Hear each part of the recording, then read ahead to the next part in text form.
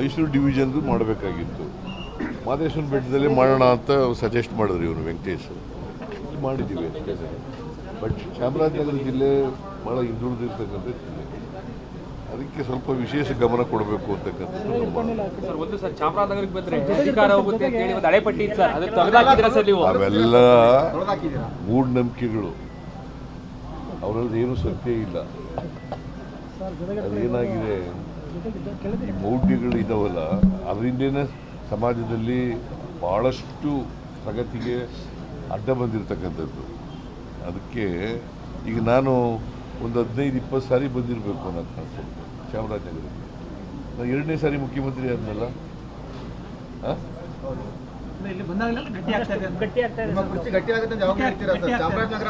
ನಾನು ಹೇಳ್ತೀನಿ, ನಾನು ಇಲ್ಲಿ ಬಂದಾಗೆಲ್ಲ ನನ್ನ ಕುರ್ಚಿ ಗಟ್ಟಿ ಆಗುತ್ತೆ ಸರ್.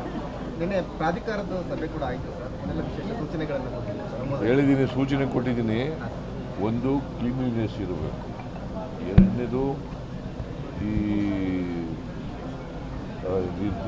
ಮದ್ಯ ನಿಷೇಧ ಚಾಮುಂಡಿ ಬೆಟ್ಟದ ಮಾದೇಶ್ವರ ಬೆಟ್ಟದ ಮೇಲೆ ಆಗಬಾರ್ದು. ಮೂರನೇದು ಲಾಡು ಇದೆಯಲ್ಲ, ಅದನ್ನು ಕಮ್ಮಿ ರೇಟ್ನಲ್ಲಿ ಈಗ ತಿರುಪತಿಗೆ ಹೋಗಿ ಇದರಲ್ಲಿ ಏನು ಮಾಡ್ತಾರೆ ನೋಡ್ಕೊಂಡ್ಬಂದು ಇಲ್ಲಿ ಮಾಡಬೇಕು ಅಂತ. ಇನ್ಫ್ರಾಸ್ಟ್ರಕ್ಚರ್ ಆಮೇಲೆ ಏನೇನು ಇನ್ಫ್ರಾಸ್ಟ್ರಕ್ಚರ್ ಡೆವಲಪ್ಮೆಂಟ್ ಮಾಡಬೇಕು ಅವನ್ನೆಲ್ಲ ಮಾಡಬೇಕು ಅಂತ ಹೇಳಿ. ಆಮೇಲೆ ಇಡಿಯವರು ಯಾವಾಗಲೂ ಅವರು ದ್ವೇಷದ ರಾಜಕಾರಣ ಮಾಡೋದು. ಅವ್ರು ಕೇಂದ್ರ ಸರ್ಕಾರ ಮಾಡಿಸ್ತಾರೆ ಅವ್ರ ಕೈಲಿ. ಈಗ ವಿನಯ್ ಕುಲಕರ್ಣಿ ಏನು ಗೊತ್ತಿಲ್ಲ, ಇದಕ್ಕಿದ್ದಲೇ ಅವರ ಮನೆ ಮೇಲೆ ದಾಳಿ ಮಾಡೋದು ಅಂತಂದರೆ ಏನೋ ಯಾರ್ದು ಕೈವಾಡ ಇರಬೇಕಲ್ಲ ಇದು, ಅಲ್ವೇನ್ರಿ?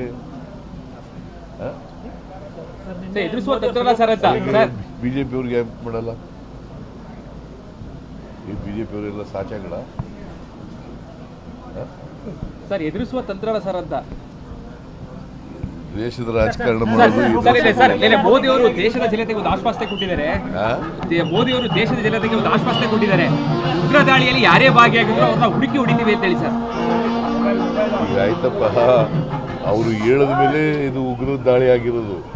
ಪುಲ್ವಾಮಾನಲ್ಲಿ ಏನೇನು ಹೇಳಿದ್ರು, ಪುಲ್ವಾಮಾ ಘಟನೆಯಲ್ಲಿ ಏನೇನೇನು ಹೇಳಿದ್ರಪ್ಪ, ಅದಾದಮೇಲೆಲ್ಲ ಈಗ 26 ಜನ ಕೊಂದಾಕಿರೋದು ಉಗ್ರರು.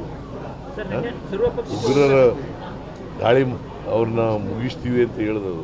ನಾನು ಪೇಪರ್ ಓದಿಲ್ಲ ಇನ್ನು, ಅಲ್ಲಿ ಸರ್ವಪಕ್ಷದಲ್ಲಿ ಏನಾಗಿತ್ತು ಅಂತ ಗೊತ್ತಿಲ್ಲ ನನಗೆ. ಇಲ್ಲೇ ಸಾಯಂಕಾಲ ಆಗೋಯ್ತು. ಸಾಯಂಕಾಲ ಆದಮೇಲೆ ನಾನು ಜನ ಇದ್ದರೂ ನೋಡೋಕ್ಕಾಗಲಿಲ್ಲ. ಬಟ್ ಸೆಕ್ಯೂರಿಟಿ ಲ್ಯಾಪ್ಸ್ ಆಗಿದೆ ಸರ್ ಅದರಲ್ಲಿ.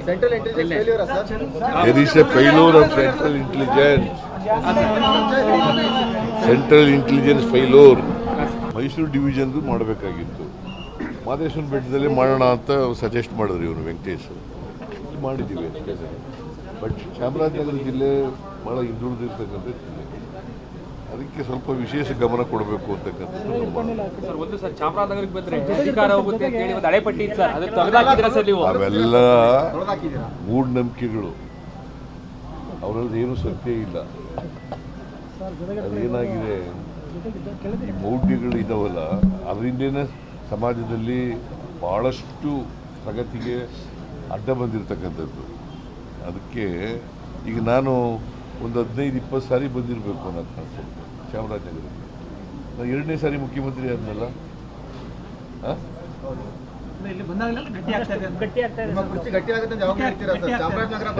ನಾನು ಹೇಳ್ತೀನಿ, ನಾನು ಇಲ್ಲಿ ಬಂದಾಗೆಲ್ಲ ನನ್ನ ಕುರ್ಚಿ ಗಟ್ಟಿ ಆಗುತ್ತೆ ಸರ್. ನಿನ್ನೆ ಪ್ರಾಧಿಕಾರದ ಸಭೆ ಕೂಡ ಆಯಿತು ಸರ್, ವಿಶೇಷ ಸೂಚನೆಗಳನ್ನು ಹೇಳಿದ್ದೀನಿ, ಸೂಚನೆ ಕೊಟ್ಟಿದ್ದೀನಿ. ಒಂದು ಕ್ಲೀನ್ಲಿನೆಸ್ ಇರಬೇಕು, ಎರಡನೇದು ಈ ಮದ್ಯ ನಿಷೇಧ ಚಾಮುಂಡಿ ಬೆಟ್ಟದ ಮಾದೇಶ್ವರ ಬೆಟ್ಟದ ಮೇಲೆ ಆಗಬಾರ್ದು. ಮೂರನೇದು ಲಾಡು ಇದೆಯಲ್ಲ, ಅದನ್ನು ಕಮ್ಮಿ ರೇಟ್ನಲ್ಲಿ ಈಗ ತಿರುಪತಿಗೆ ಹೋಗಿ ಇದರಲ್ಲಿ ಏನು ಮಾಡ್ತಾರೆ ನೋಡ್ಕೊಂಡ್ಬಂದು ಇಲ್ಲಿ ಮಾಡಬೇಕು ಅಂತ. ಇನ್ಫ್ರಾಸ್ಟ್ರಕ್ಚರ್ ಆಮೇಲೆ ಏನೇನು ಇನ್ಫ್ರಾಸ್ಟ್ರಕ್ಚರ್ ಡೆವಲಪ್ಮೆಂಟ್ ಮಾಡಬೇಕು ಅವನ್ನೆಲ್ಲ ಮಾಡಬೇಕು ಅಂತ ಹೇಳಿ. ಸರ್ ವಿನಯ್ ಕುಲಕರ್ಣಿ ಅವ್ರ ಆಮೇಲೆ ವಿನಯ್ ಕುಲಕರ್ಣಿ ಅವ್ರ ಮನೆ ಮೇಲೆ ಇಡಿ ದಾಳಿ ಆಗಿದೆ. ಇಡಿಯವರು ಯಾವಾಗಲೂ ಅವರು ದ್ವೇಷದ ರಾಜಕಾರಣ ಮಾಡೋದು. ಅವ್ರು ಕೇಂದ್ರ ಸರ್ಕಾರ ಮಾಡಿಸ್ತಾರೆ ಅವ್ರ ಕೈಲಿ. ಈಗ ವಿನಯ್ ಕುಲಕರ್ಣಿ ಏನು ಗೊತ್ತಿಲ್ಲ, ಇದಕ್ಕಿದ್ದಲೇ ಅವರ ಮನೆ ಮೇಲೆ ದಾಳಿ ಮಾಡೋದು ಅಂತಂದರೆ ಏನು ಯಾರ್ದು ಕೈವಾಡ ಇರಬೇಕಲ್ಲ ಇದು, ಅಲ್ವೇನ್ರಿ? ಎದುರಿಸುವ ತಂತ್ರಲ್ಲ ಸರ್ ಅಂತ ಸರ್. ಬಿಜೆಪಿ ಅವ್ರಿಗೆ ಯಾಕೆ ಮಾಡಲ್ಲ? ಈ ಬಿಜೆಪಿ ಅವರೆಲ್ಲ ಸಾಚಾಗಳ ಸರ್ ಎದುರಿಸುವ ತಂತ್ರಲ್ಲ ಸರ್ ಅಂತ. ದೇಶದ ರಾಜಕಾರಣ ಮಾಡೋದು ಸರ್ ಮೋದಿ ಅವರು ದೇಶದ ಜನತೆಗೆ ಒಂದು ಆಶ್ವಾಸನೆ ಕೊಟ್ಟಿದ್ದಾರೆ. ಮೋದಿ ಅವರು ದೇಶದ ಜನತೆಗೆ ಒಂದು ಆಶ್ವಾಸನೆ ಕೊಟ್ಟಿದ್ದಾರೆ. ಉಗ್ರ ದಾಳಿಯಲ್ಲಿ ಯಾರೇ ಭಾಗಿಯಾಗಿದ್ರು ಅವ್ರನ್ನ ಹುಡುಕಿ ಹೊಡಿತೀವಿ ಅಂತ ಹೇಳಿ ಸರ್. ಈಗ ಆಯ್ತಪ್ಪ, ಅವರು ಹೇಳಿದ ಮೇಲೆ ಇದು ಉಗ್ರ ದಾಳಿ ಆಗಿರೋದು. ಪುಲ್ವಾಮಾನಲ್ಲಿ ಏನೇನು ಹೇಳಿದರು, ಪುಲ್ವಾಮಾ ಘಟನೆಯಲ್ಲಿ ಏನೇನೇನು ಹೇಳಿದ್ರಪ್ಪ. ಅದಾದಮೇಲೆಲ್ಲ ಈಗ 26 ಜನ ಕೊಂದಾಕಿರೋದು ಉಗ್ರರು. ಉಗ್ರರ ದಾಳಿ ಅವ್ರನ್ನ ಮುಗಿಸ್ತೀವಿ ಅಂತ ಹೇಳಿದವರು. ನಾನು ಪೇಪರ್ ಓದಿಲ್ಲ ಇನ್ನು, ಅಲ್ಲಿ ಸರ್ವಪಕ್ಷದಲ್ಲಿ ಏನಾಗಿತ್ತು ಅಂತ ಗೊತ್ತಿಲ್ಲ ನನಗೆ. ಇಲ್ಲೇ ಸಾಯಂಕಾಲ ಆಗೋಯ್ತು. ಸಾಯಂಕಾಲ ಆದಮೇಲೆ ನಾನು ಜನ ಇದ್ದರೂ ನೋಡೋಕ್ಕಾಗಲಿಲ್ಲ. ಬಟ್ ಸೆಕ್ಯೂರಿಟಿ ಲ್ಯಾಪ್ಸ್ ಆಗಿದೆ ಸರ್ ಅದರಲ್ಲಿ. Central intelligence failure sir. There is a failure of central intelligence. Central intelligence failure. Mysuru ಡಿವಿಷನ್ದು ಮಾಡಬೇಕಾಗಿತ್ತು. ಮಾದೇಶ್ವರ ಬೆಟ್ಟದಲ್ಲಿ ಮಾಡೋಣ ಅಂತ ಸಜೆಸ್ಟ್ ಮಾಡಿದ್ರು ಇವರು ವೆಂಕಟೇಶ್. ಮಾಡಿದ್ದೀವಿ ಅಷ್ಟೇ. ಬಟ್ ಚಾಮರಾಜನಗರ ಜಿಲ್ಲೆ ಭಾಳ ಹಿಂದುಳಿದಿರ್ತಕ್ಕಂಥ ಜಿಲ್ಲೆ, ಅದಕ್ಕೆ ಸ್ವಲ್ಪ ವಿಶೇಷ ಗಮನ ಕೊಡಬೇಕು ಅಂತಕ್ಕಂಥದ್ದು ಸರ್. ಒಂದು ಸರ್ ಚಾಮರಾಜನಗರಕ್ಕೆ ಬಂದ್ರೆ ಅಧಿಕಾರ ಹೋಗುತ್ತೆ ಅಂತ ಹೇಳಿ ಒಂದು ಹಳೆಪಟ್ಟಿ ಇತ್ತು ಸರ್, ಅದಕ್ಕೆ ತೆಗೆದಾಕಿದ್ದೀರಾ ಸರ್ ನೀವು? ಅವೆಲ್ಲ ಮೂಢನಂಬಿಕೆಗಳು, ಅವರಲ್ಲಿ ಏನೂ ಸತ್ಯ ಇಲ್ಲ. ಅದೇನಾಗಿದೆ, ಈ ಮೌಢ್ಯಗಳು ಇದಾವಲ್ಲ, ಅದರಿಂದನೇ ಸಮಾಜದಲ್ಲಿ ಭಾಳಷ್ಟು ಪ್ರಗತಿಗೆ ಅಡ್ಡ ಬಂದಿರತಕ್ಕಂಥದ್ದು.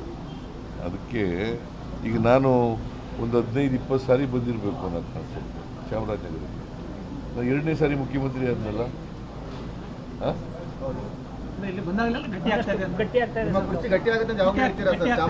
ಅದನ್ನೇ ನಾನು ಹೇಳ್ತೀನಿ, ನಾನು ಇಲ್ಲಿ ಬಂದಾಗೆಲ್ಲ ನನ್ನ ಕುರ್ಚಿ ಗಟ್ಟಿ ಆಗುತ್ತೆ ಸರ್. ನಿನ್ನೆ ಪ್ರಾಧಿಕಾರದ ಸಭೆ ಕೂಡ ಆಯಿತು ಸರ್. ಏನೆಲ್ಲ ವಿಶೇಷ ಸೂಚನೆಗಳನ್ನು ಕೊಟ್ಟಿದ್ದೀರಿ ಸರ್? ಹೇಳಿದ್ದೀನಿ, ಸೂಚನೆ ಕೊಟ್ಟಿದ್ದೀನಿ. ಒಂದು, ಕ್ಲೀನ್ಲಿನೆಸ್ ಇರಬೇಕು. ಎರಡನೇದು, ಈ ಮದ್ಯ ನಿಷೇಧ ಚಾಮುಂಡಿ ಬೆಟ್ಟದ ಅಲ್ಲ ಮಾದೇಶ್ವರ ಬೆಟ್ಟದ ಮೇಲೆ ಆಗಬಾರ್ದು. ಮೂರನೇದು, ಲಾಡು ಇದೆಯಲ್ಲ ಅದನ್ನು ಕಮ್ಮಿ ರೇಟ್ನಲ್ಲಿ ಈಗ ತಿರುಪತಿಗೆ ಹೋಗಿ ಇನ್ನೂರಿನಲ್ಲಿ ಏನು ಮಾಡ್ತಾರೆ ನೋಡ್ಕೊಂಡ್ಬಂದು ಇಲ್ಲಿ ಮಾಡಬೇಕು ಅಂತ.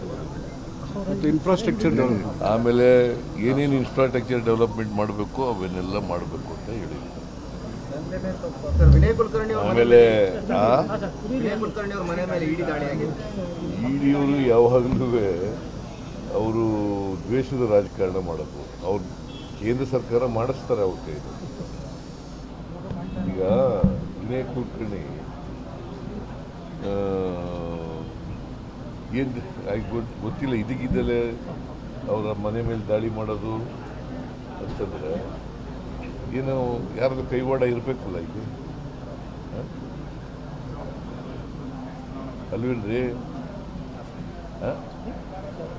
ಎದುರಿಸುವ ತಂತ್ರಲ್ಲ ಸರ್ ಅಂತ ಸರ್. ಬಿಜೆಪಿ ಅವ್ರಿಗೆ ಯಾಕೆ ಮಾಡಲ್ಲ? ಈ ಬಿಜೆಪಿ ಅವರೆಲ್ಲ ಸಾಚಾಗಳ ಸರ್ ಎದುರಿಸುವ ತಂತ್ರಲ್ಲ ಸರ್ ಅಂತ. ದೇಶದ ರಾಜಕಾರಣ ಮಾಡೋದು ಸರ್. ಮೋದಿ ಅವರು ದೇಶದ ಜನತೆಗೆ ಒಂದು ಆಶ್ವಾಸನೆ ಕೊಟ್ಟಿದ್ದಾರೆ. ಮೋದಿ ಅವರು ದೇಶದ ಜನತೆಗೆ ಒಂದು ಆಶ್ವಾಸನೆ ಕೊಟ್ಟಿದ್ದಾರೆ. ಉಗ್ರ ದಾಳಿಯಲ್ಲಿ ಯಾರೇ ಭಾಗಿಯಾಗಿದ್ರು ಅವ್ರನ್ನ ಹುಡುಕಿ ಹೊಡಿತೀವಿ ಅಂತ ಹೇಳಿ ಸರ್. ಈಗ ಆಯ್ತಪ್ಪ, ಅವರು ಹೇಳಿದ ಮೇಲೆ ಇದು ಉಗ್ರ ದಾಳಿ ಆಗಿರೋದು.